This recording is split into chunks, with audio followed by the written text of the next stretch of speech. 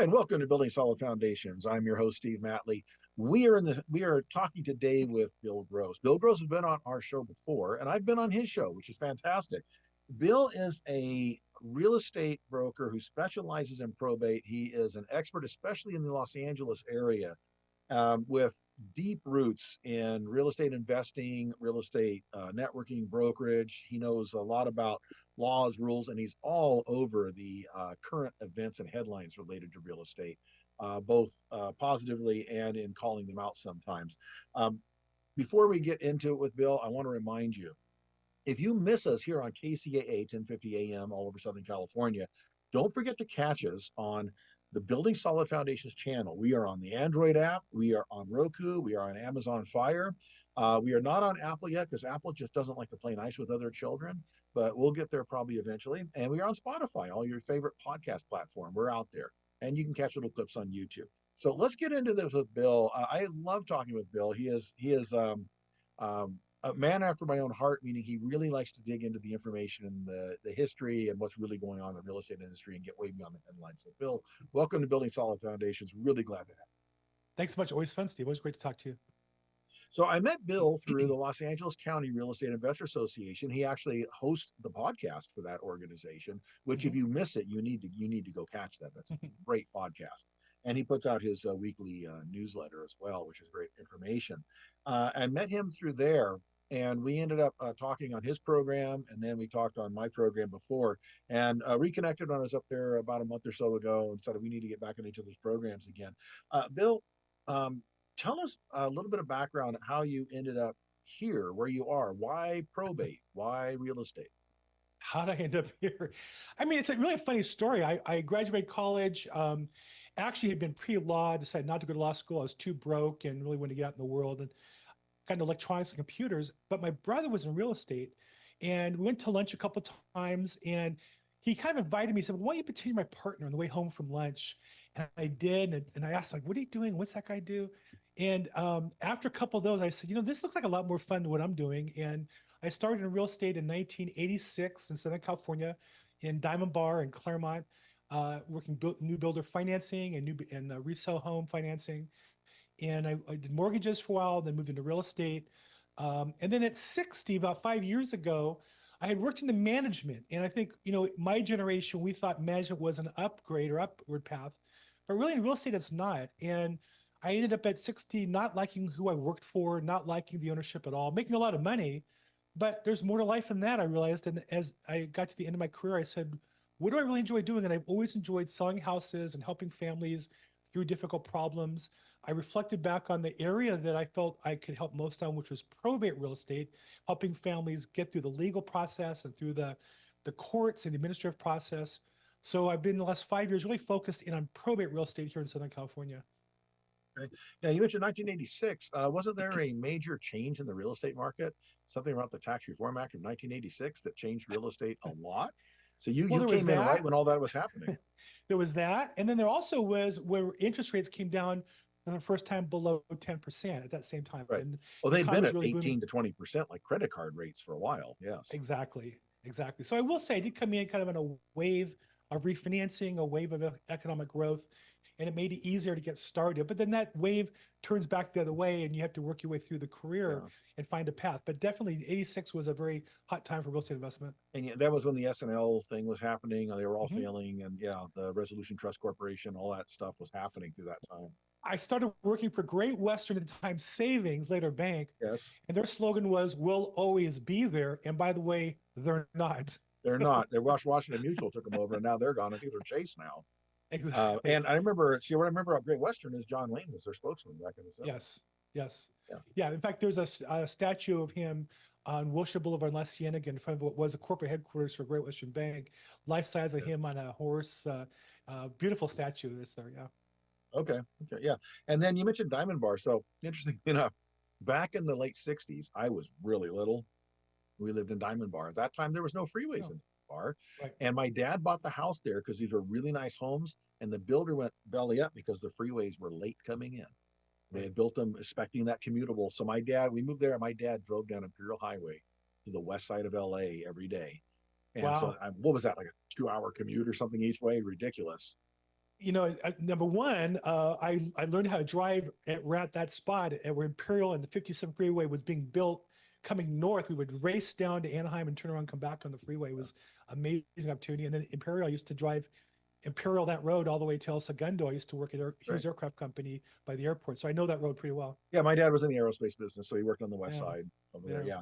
So yeah, so it was interesting you mentioned those two things. Okay, so you got into the probate business, and now explain to for our listeners, for some that may not really understand what that means. As far as they know, probate is just something their tax advisor and their trust attorney warned them to avoid. That's all Right, they know. right.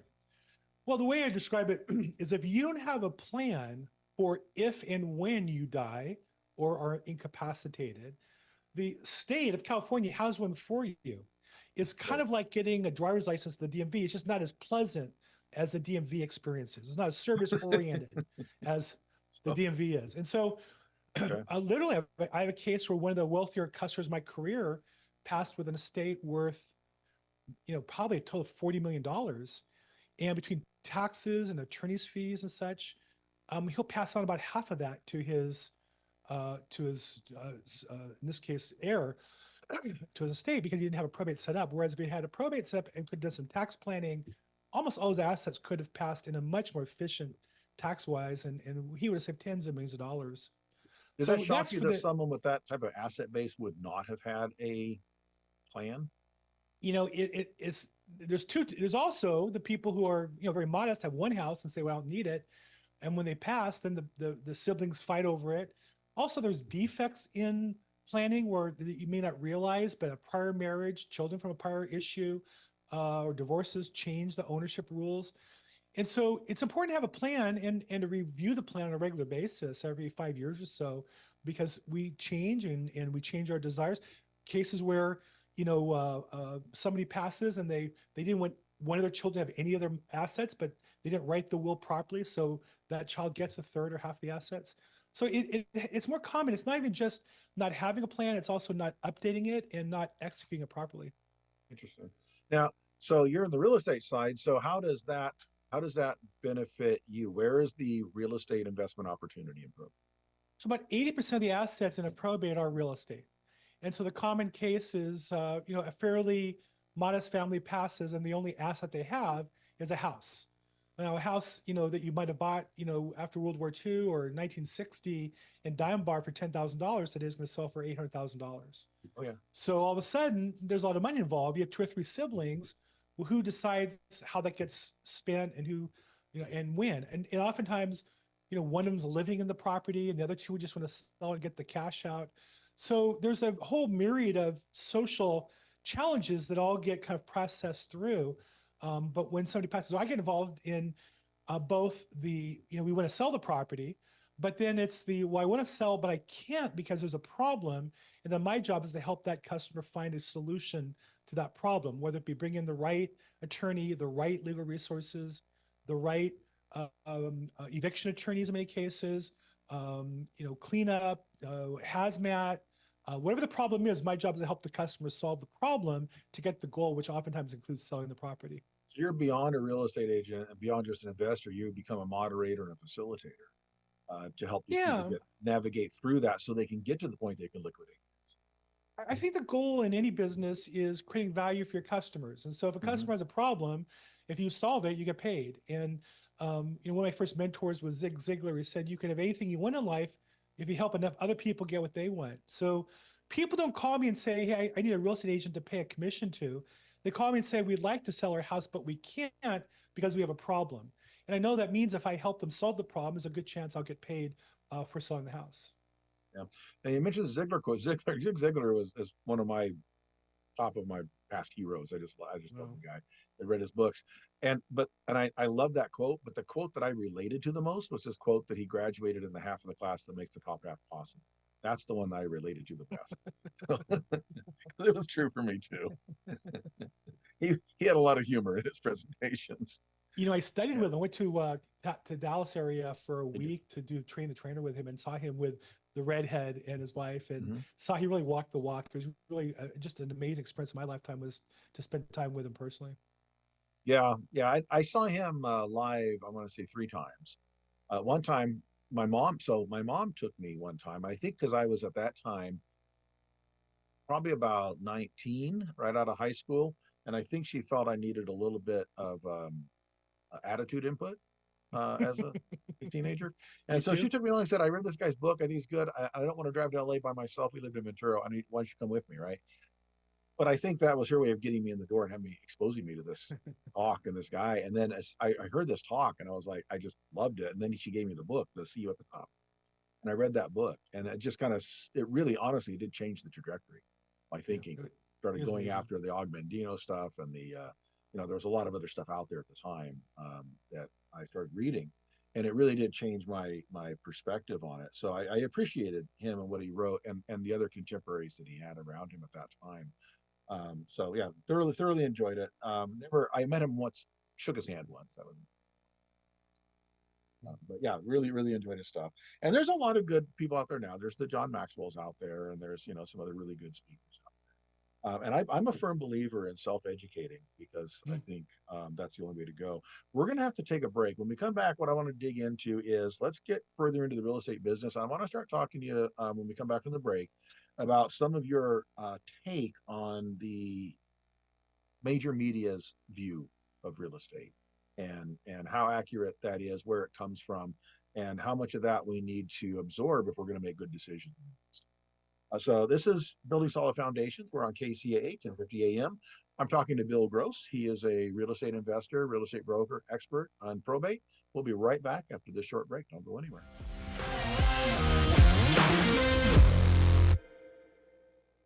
Tired of qualifying your leads and not getting the right clients for you? Join the finest women in real estate and learn how to attract the best clients and increase your referral network. Call now at 951 378 5316. 951 378 5316 and become one of the finest women in real estate. This is Steve Matley. Join me every Thursday at 3 p.m. right here on KCAA for Building Solid Foundations radio talk show. I spent decades as a professional construction manager, business owner, real estate developer, and a college educator, and I enjoy learning new things from other people. We talk a lot about real estate, business, and finance, but we cover a diverse range of other topics as well.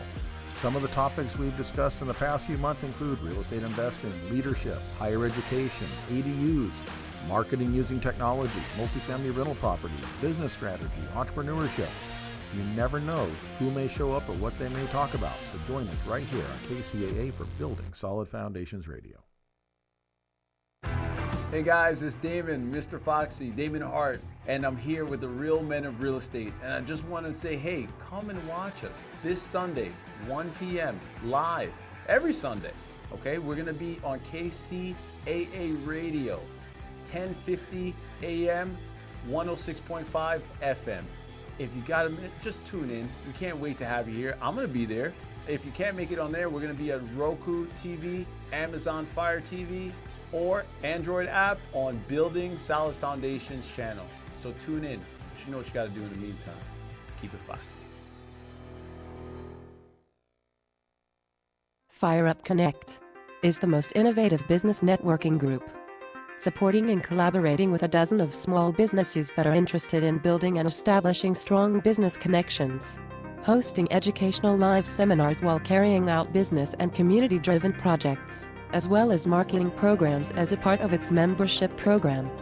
Fire Up Connect also offers virtual assistance with a wide range of services including inbound customer support, chat support, appointment setting and email management, graphic designing, video editing, web design and development, social media marketing, e-commerce solution, content writing and much more. For more information, head on over to www.fireupconnect.com. Fire Up Connect, helping success stories unfold every day.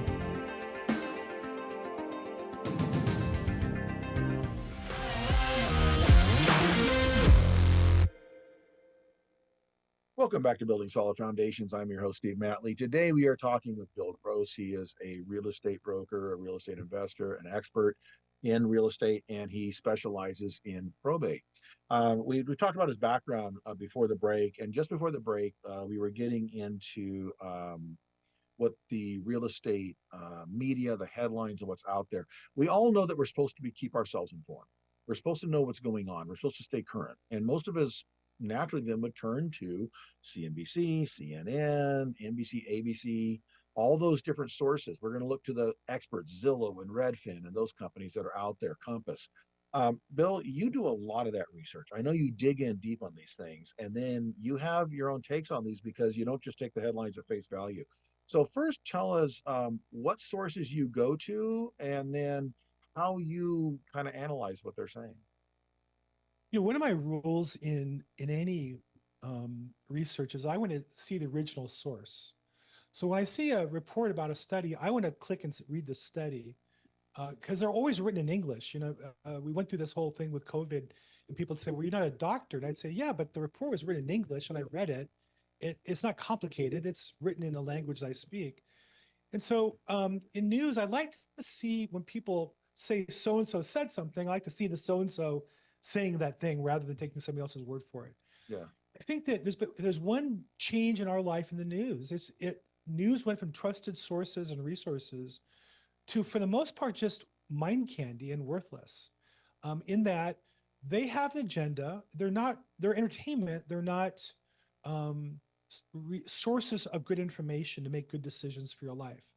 And so nothing wrong with entertainment, just know that's what it is. And then understand it and take it in as entertainment, not as authoritative. And so, where do I find, I do like to scan what other people are looking at. So I look at Google News for this is the news people are seeing.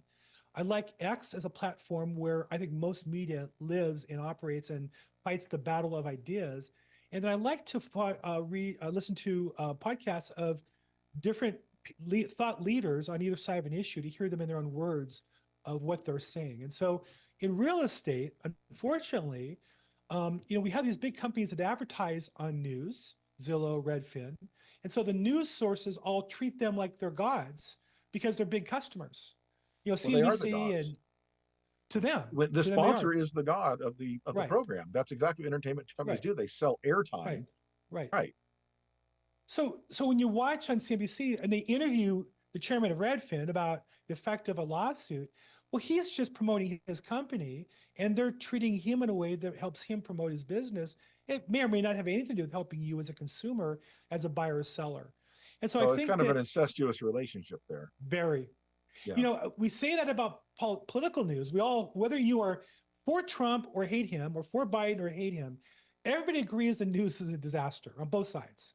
It's Absolutely. even worse when it comes to real estate because it's more blatant. In political news, they're supposed to pretend as though they're impartial. In business news, there's no need to pretend. They're all just corporate organizations. They don't state it as partial. They just state everything as a fact. Correct.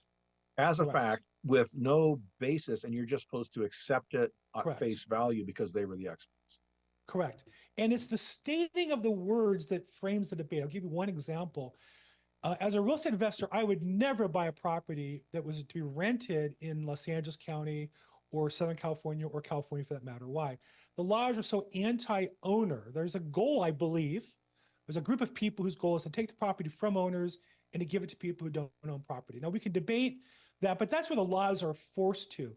But notice the word we use, squatter. A squatter, maybe if you're driving in a field and you pull over and go to the bathroom, that might be squatting on somebody's land. Or maybe if somebody has 100 acres and you pull off in a little corner, build a little, cabin or something, or a little place to put your sleeping bag, that's squatting. When somebody breaks into your home that you've saved your life to build, that your retirement's based on, and because of them being there, you can't sell the property worth $500,000 or rent it and collect $3,000 a month. And top of the $3,000 a month, they're costing you the damage they do. That's not squatting. That's grand theft. Grand theft. That's assault. That's breaking in. Breaking and entering. So we don't put those people in jail anymore, when they go to stores and do it. So we call them squatters at a house. And to me, it's just so offensive to treat people who are destroying people's lives so poorly. And so, but the news will call them squatters. Now, I on my podcast this week, I highlighted a guy who is a squatter hunter. He had a friend who had brain damage in an automobile accident, and her life savings was a house she was renting. and she couldn't collect the money because this squatter moved in.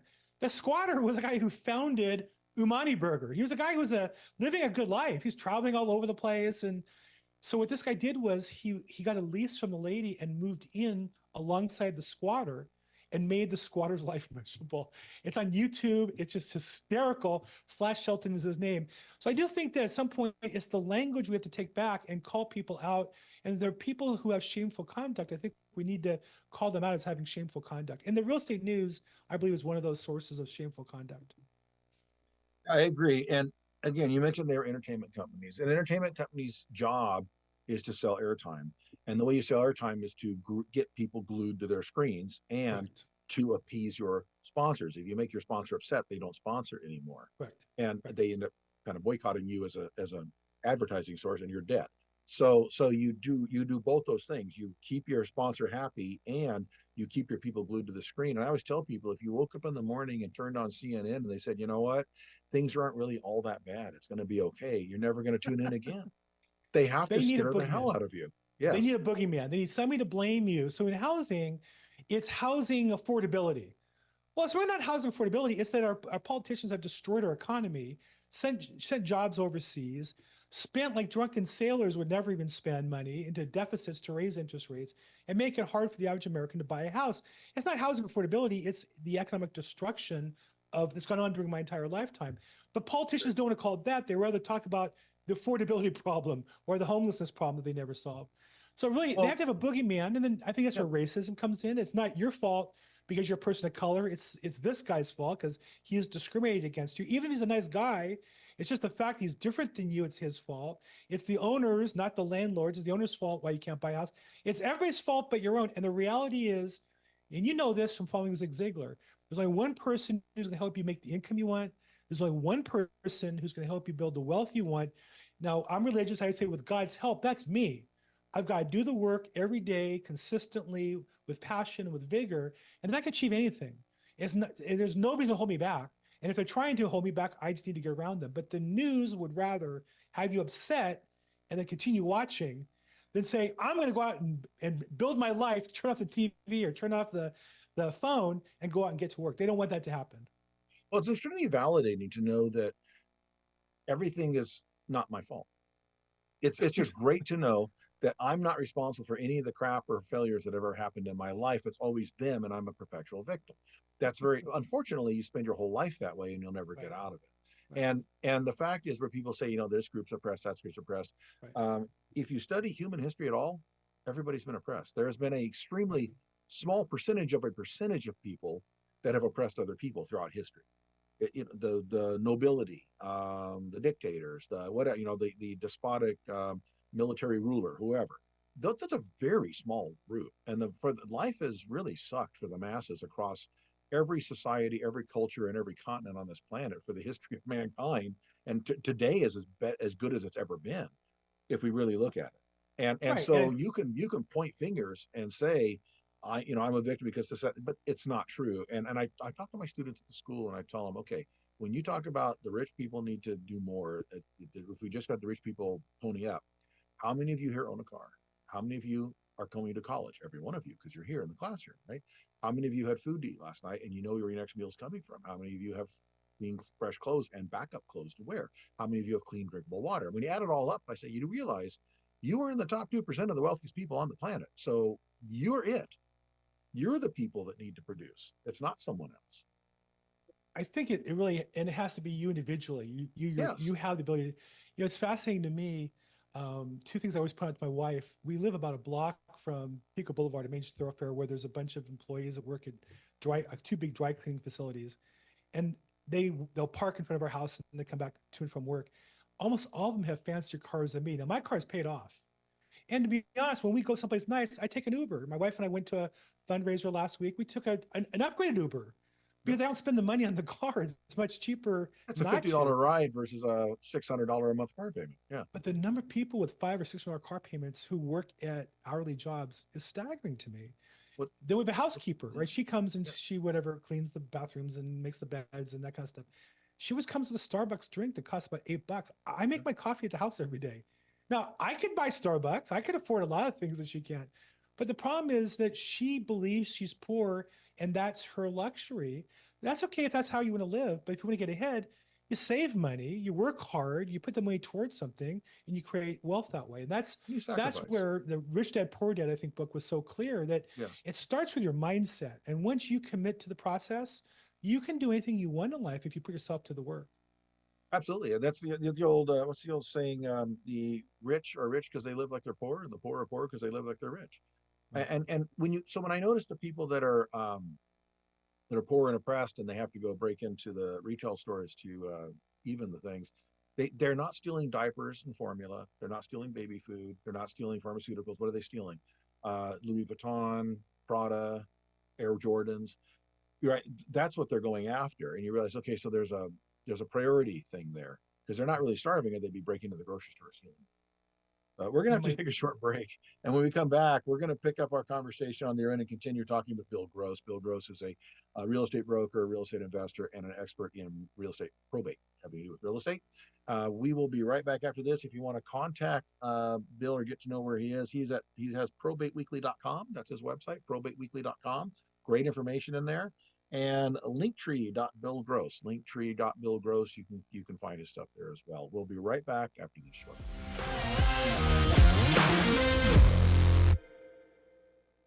Tired of qualifying your leads and not getting the right clients for you?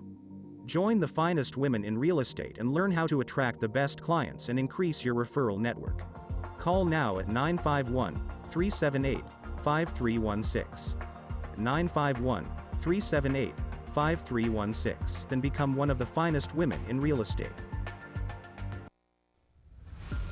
This is Steve Matley. Join me every Thursday at 3 p.m. right here on KCAA for Building Solid Foundations radio talk show. I spent decades as a professional construction manager, business owner, real estate developer, and a college educator, and I enjoy learning new things from other people. We talk a lot about real estate, business, and finance, but we cover a diverse range of other topics as well.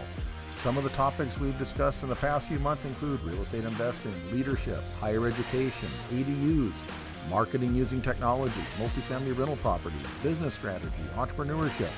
You never know who may show up or what they may talk about, so join us right here on KCAA for Building Solid Foundations Radio. Hey guys, it's Damon, Mr. Foxy, Damon Hart, and I'm here with the real men of real estate. And I just want to say, hey, come and watch us this Sunday, 1 p.m. live, every Sunday. Okay, we're gonna be on KCAA Radio, 1050 AM, 106.5 FM. If you got a minute, just tune in. We can't wait to have you here. I'm gonna be there. If you can't make it on there, we're gonna be at Roku TV, Amazon Fire TV, or Android app on Building Solid Foundations channel. So tune in. You know what you gotta do in the meantime. Keep it foxy. Fire Up Connect is the most innovative business networking group, supporting and collaborating with a dozen of small businesses that are interested in building and establishing strong business connections, hosting educational live seminars while carrying out business and community-driven projects, as well as marketing programs as a part of its membership program. Fire Up Connect also offers virtual assistance with a wide range of services including inbound customer support, chat support, appointment setting and email management, graphic designing, video editing, web design and development, social media marketing, e-commerce solution, content writing and much more. For more information, head on over to www.fireupconnect.com. Fire Up Connect, helping success stories unfold every day.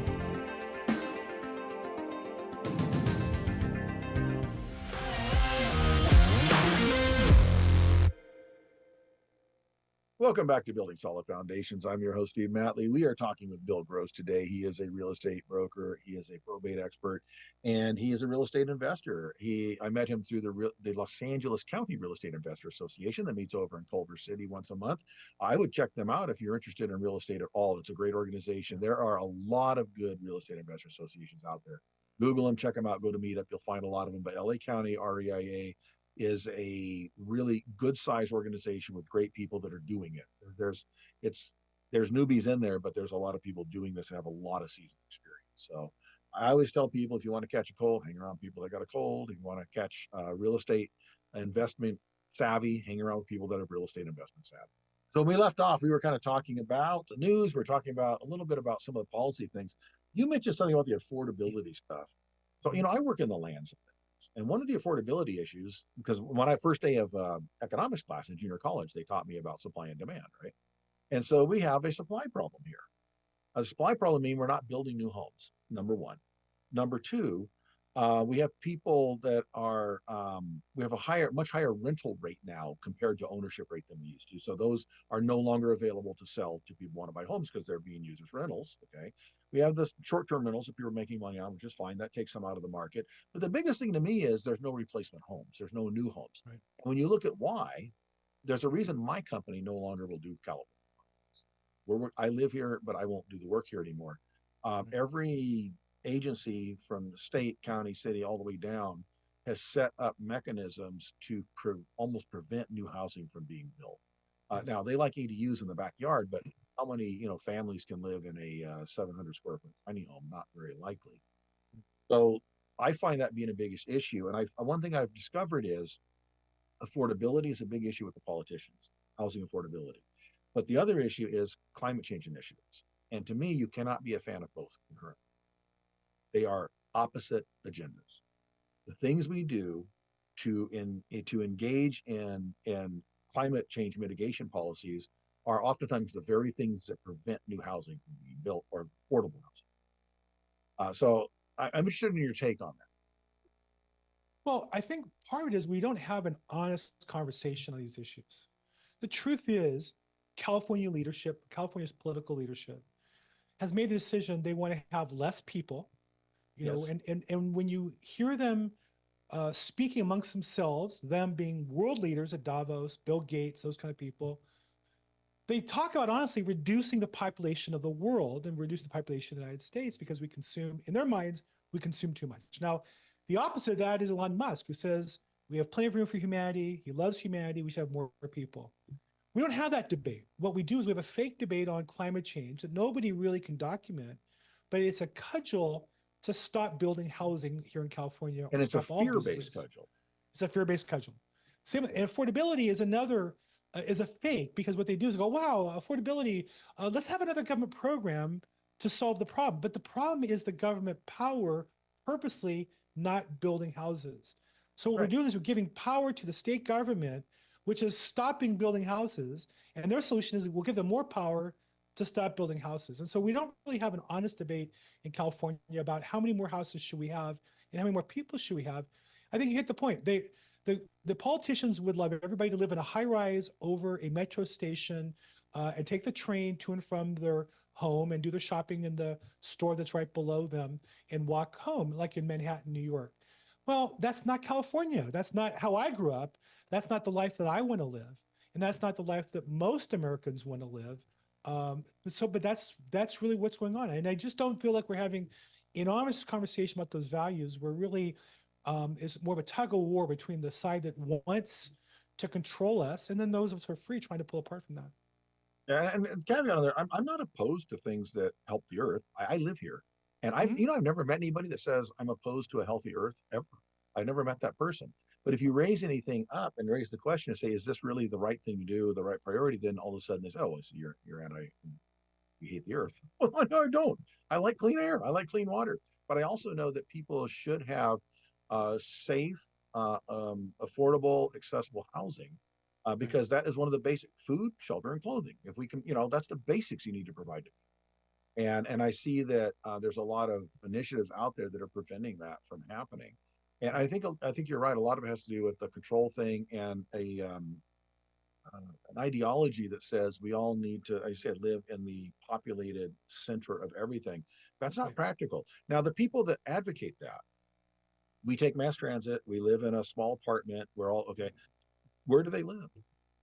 Multiple mansions in multiple mansions, yeah, with big gates around. Nancy Pelosi has a mansion in San Francisco and a mansion in Palm Beach. Bernie Sanders has 5 mansions, and he was asked the question. He was like, "Well, I have one in Washington, then I have one here, then I have a mountain home. Does everybody have one?" I'm like, "Well, no. Most people are lucky to own one house, let alone have 5 houses." Or rent. So a lot of them most people are renting. Yeah, they're renting an apartment somewhere. And I think that's and how do they get around? Do they take the? I've never seen any of the politicians I know on a light rail or on a bus, and that, unless they're cutting a ribbon for a new line or something. Right.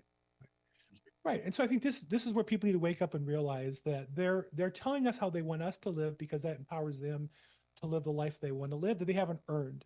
And it's something that we as Americans need to take our power back. Jamie Dimon's a perfect example of a guy who was an attorney of a failed bank, but he got signed into it, and then they merge up and merge up and merge up. The guy's never lent anybody money. Banks were originally guaranteed by the government to help Americans buy home loans to get houses. And now we have Chase, who's too anxious to lend money to Chinese corporations that are taking American jobs, not as interested in doing mortgages to American homeowners. And so we've really given power to these people, and they have so much, and they keep taking more and more. And at some point, we have to take the power back as the citizens if we want to enjoy the lifestyle and the freedoms we want. In California, and I live here, we've pretty much just ceded the whole thing and said, no, we'll live in towers and we'll live in the city and let crime go crazy. And we have nobody to blame but ourselves for that outcome. Well, there's been a concerted effort over multiple generations to teach people that that is the only way we can live. You know, I work in a school, a college, and it's architecture based, and so we talk about, you know, urban planning and those things, and that is embraced. You know, the AIA out there has their mantra, and all of that just falls in line with all those core values that we all have to live in the urban environment. We all have to take mass transit. Everything has to be sustainable. We're all about windmills and solar energy, and I'm not opposed to any of those things. I'm actually in escrow on a house right now in Arizona. It's got solar panels on it. I love the fact it's got solar panels on it. Right. I don't know that that dictates that I need to tell all my friends and neighbors that's the only way to do anything. It doesn't. You know, I don't mind you telling everybody to do it. It's when the only people telling you that you have to do it have a gun and a badge called the government. That's what the problem is.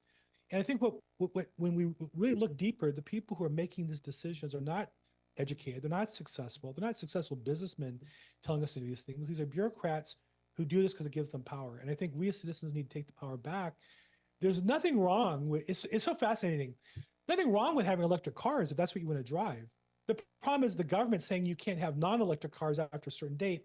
That's where the problems start to come into play when people who don't know what they're talking about dictate policy and take away freedoms from us Americans. Well, and when they do it with a complete lack of full information, they don't disclose the fact that where's the power coming from? The car doesn't produce the power.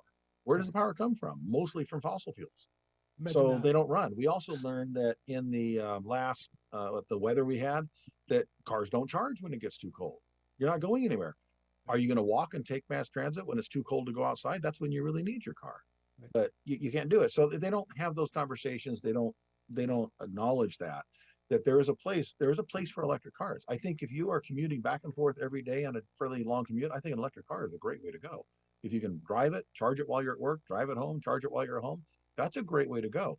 I think they also miss that when they're shoving everybody in the apartment buildings, a lot of them don't have charging abilities at those apartment buildings. They weren't built that way. And it's a huge infrastructure thing to try and upgrade everybody's apartment and condo building to have electric cars in the garage. And I think all this ties into why real estate is such a great opportunity for business, in that increasingly companies are having a hard, just like we citizens are having our lives squeezed in, so are companies.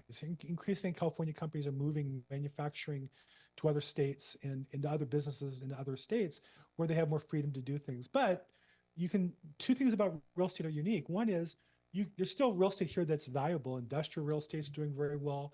Residential properties, the right properties are still doing very well. It's still appreciating.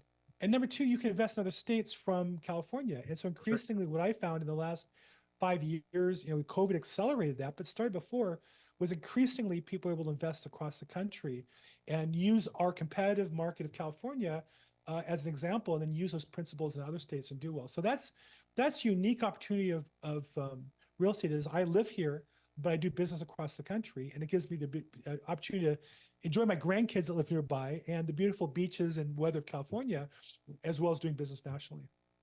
I agree with that. And you mentioned earlier that not wanting to have rental property here in California, that's a mantra of mine as well. So I live here in California. I do not own real estate in California. I rent my place in San Diego over the bay, mostly because it's half the cost as if I tried to buy one of these units and pay the HOA and all the stuff. I own property in multiple states across the country. I own land, I own homes, I have different things. And that's, as you said, the opportunities are over there, and that allows me to be able to afford to live here. and I don't really want the property. One thing I've looked at real estate when you own in California is when they pass the next kind of crazy idea, the leverage they have, of course, is leaning your real estate. That's always the leverage they have. It's inevitable. I think you're right. You Yeah. know, it's funny you say this. I also invest out of state in real estate, and I'm in escrow for fix and flip here in LA. And I've told myself all along I would never do that, but the margin was just so fat. I couldn't. I could pass on it, or I could flip it over to somebody else right away. It's just too good, and I'm not going to. But I think you're right. That the challenge of California is that the business is different here, and yet I know people who do well because that's all they do. They know the eviction laws, they know the city planning procedures. They Yep. can work on lower margins and made that work for them. So that's not me There's, today. there's a lot of But money to be made in California real estate. So I don't want anybody a lot. out there listening to get this wrong. California real estate is still extremely lucrative, and it will continue to appreciate. Just find your niche and work it really Yes. well. And I think that's the thing I find is my brother-in-law is the president of a large REIT of industrial properties. That's all he does is industrial properties. I have other clients who work in other niches, multifamily rentals in the South Bay, but they know the South Bay and they know that product. So definitely it's a very competitive market. You have to know the niche really well. But again, for me, the nice thing is I can do business now with technology across the country. So We're going to take another short break. When we come back, we'll wrap up this with our last segment with Bill Gross. Bill Gross, you can contact him at probateweekly.com. Go to linktree.billgross. He is a real estate expert, real estate investor, probate expert, and we'll be right back after this short.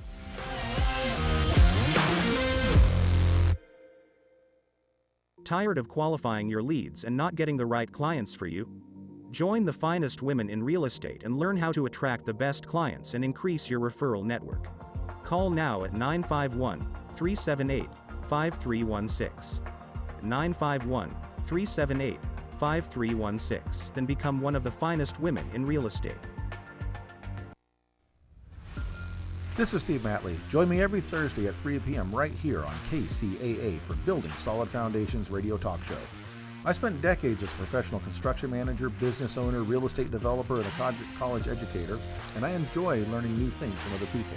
We talk a lot about real estate, business, and finance, but we cover a diverse range of other topics as well. Some of the topics we've discussed in the past few months include real estate investing, leadership, higher education, ADUs, marketing using technology, multifamily rental properties, business strategy, entrepreneurship. You never know who may show up or what they may talk about. So join us right here on KCAA for Building Solid Foundations Radio. Hey guys, it's Damon, Mr. Foxy, Damon Hart, and I'm here with the real men of real estate. And I just want to say, hey, come and watch us this Sunday, 1 p.m. live, every Sunday. Okay, we're going to be on KCAA Radio, 1050 AM, 106.5 FM. If you got a minute, just tune in. We can't wait to have you here. I'm going to be there. If you can't make it on there, we're going to be at Roku TV, Amazon Fire TV, or Android app on Building Solid Foundations channel. So tune in. But you know what you got to do in the meantime. Keep it foxy. Fire Up Connect is the most innovative business networking group, supporting and collaborating with a dozen of small businesses that are interested in building and establishing strong business connections, hosting educational live seminars while carrying out business and community-driven projects, as well as marketing programs as a part of its membership program. Fire Up Connect also offers virtual assistance with a wide range of services including inbound customer support, chat support, appointment setting and email management, graphic designing, video editing, web design and development, social media marketing, e-commerce solution, content writing and much more. For more information, head on over to www.fireupconnect.com.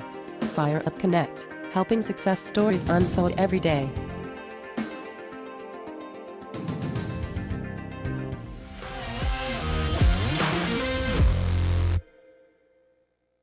Welcome back to Building Solid Foundations. I'm your host, Steve Matley. We are on KCAA 1050 AM all over Southern California. Don't forget you can catch us on the Building Solid Foundations channel. That's a free channel you can download on Android, Roku, or Amazon Fire. We're also on your favorite podcast platform, probably. We're through Spotify. And we post up on YouTube from time to time as well with some clips. So check us out and we have a lot of great guests on here, including the one I've got today, which is Bill Gross. He's been a fascinating conversation. Love talking with Bill, extremely knowledgeable. And I like that Bill digs in below the surface of what you've read. You've read these things in the newspaper, you saw the headlines, you saw the clickbait on your social media. But when you dig in, I love the fact that he goes into and says, okay, who said what? First of all, who's the who? And secondly, what's the what? And Yep. verify both those things. So, Bill, in that realm, there is a recent decision that came down. It has to do with real estate commissions in the state of California. There was a lawsuit over that.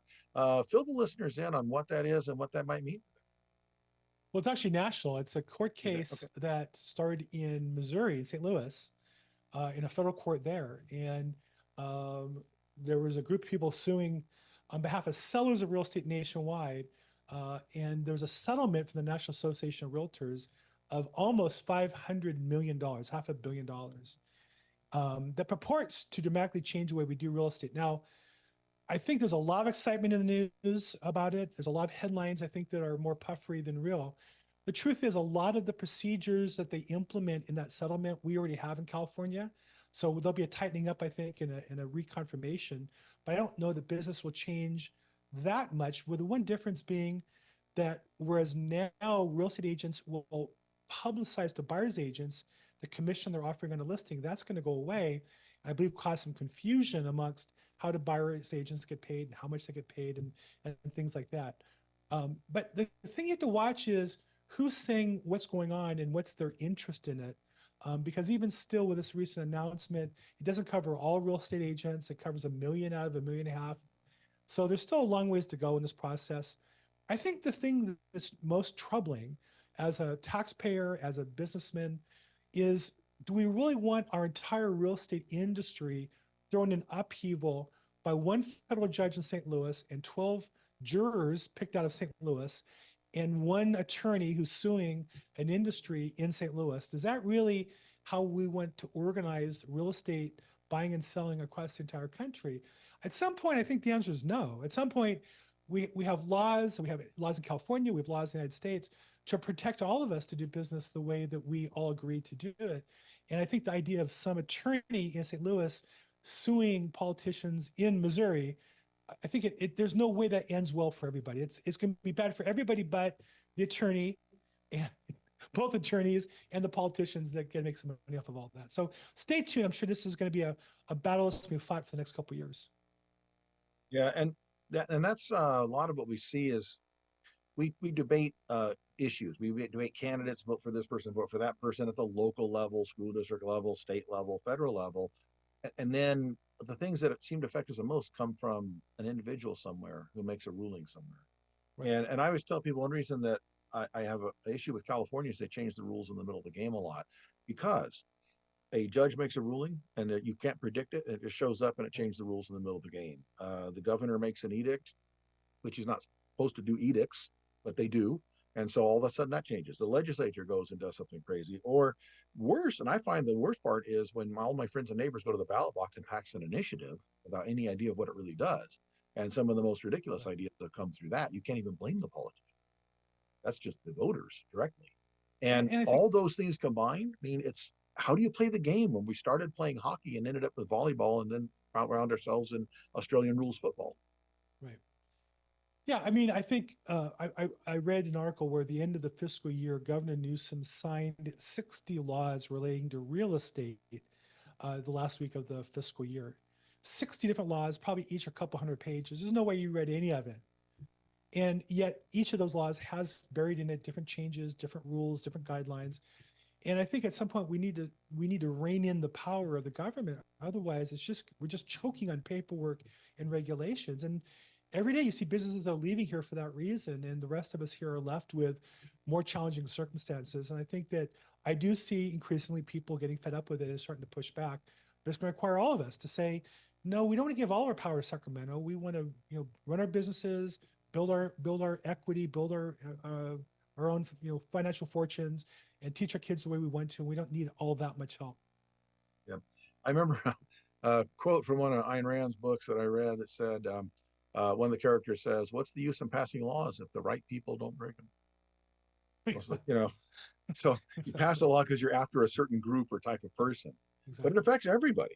Right. And is it that they pass so many laws that everybody every day is going to break a law and have no idea that they did it? I've been in real estate since 1986. There is not one law that's been passed that's helped make it better for people to afford to buy a house for their family. The best law is not spending any money, which allows us to keep more of our own money so we can save it and then use that money to buy a house or improve the house we live in. So at the end of the day, we have to stop looking to government for the solution. And that's the beauty of real estate. And that was the message from Zig Ziglar, to go back to the beginning of our conversation, was at the end of the day, we got to take responsibility for our own lives and not turn to the laws and turn to politicians in Washington and Sacramento to solve these problems, but we need to work hard to save money and invest on our own. And that's the opportunity that real estate uniquely, I think, offers everybody a chance to build their own nest egg through, with the favorable tax laws for real estate and the opportunities that exist for real estate. And the thing, a lot of laws are very well intentioned, but when you pass additional laws, you give attorneys reasons to go after you. Now they have something they can point to and say, look, Yep. and as I don't look at attorneys as the ultimate enemy to everything, but some are, most aren't. But they have to generate business, and every attorney that kind of, I guess, is unscrupulous means they have an unscrupulous clients, and that's just what it is. And so why create additional power for that? So on a positive note, though, overall, despite what you're reading in the headlines, I think real estate is still very strong. And I firmly believe that if you read all the headlines from the last 4 or 5 years, you will consistently see there's a downturn coming. This year is going to be the year we see the drop, but the whole bubble is going to burst. And it hasn't yet. And what does that tell you? It tells you that things are still moving along just fine. Stop panicking. Stop being afraid. We're not going in the dumper. Well, I don't know if we are or not, but I will say this: whether going the dump or not, the big we, there's always opportunity. And I would say That's this: right. there's never been a better opportunity in my career than right now. There's more cash available, looking for deals, and because of the challenges people are feeling, there's opportunities to buy and make money in a way that there's never been in my career. Absolutely. There's more flexibility, more technology, more information available. So for me, I mean, I worked really hard. I thought I'd be retiring by now, to be honest, but business is just too good and I'm enjoying it too much. And it's because this is the greatest opportunity of my career right now. And I think that's for anybody who's paying attention. But here's the thing: you got to work hard, you got to learn, you got to get around the right people. Yes. Educate yourself. The number one mitigating factor to fear in real estate investing is knowledge. Get around people that know what they're doing. And if you don't know everything, partner with some people. Yep. We got to wrap it up, Bill. Thank you for being on the show. This is Building Solid Foundations. Bill Gross has been my guest, real estate broker, probate real estate expert. Go to probateweekly.com, go to linktree.billgross, check him out. This is Building Solid Foundations on KCAA 1050 AM all over Southern California. I'm your host, Steve Matley. And until next week, go do something.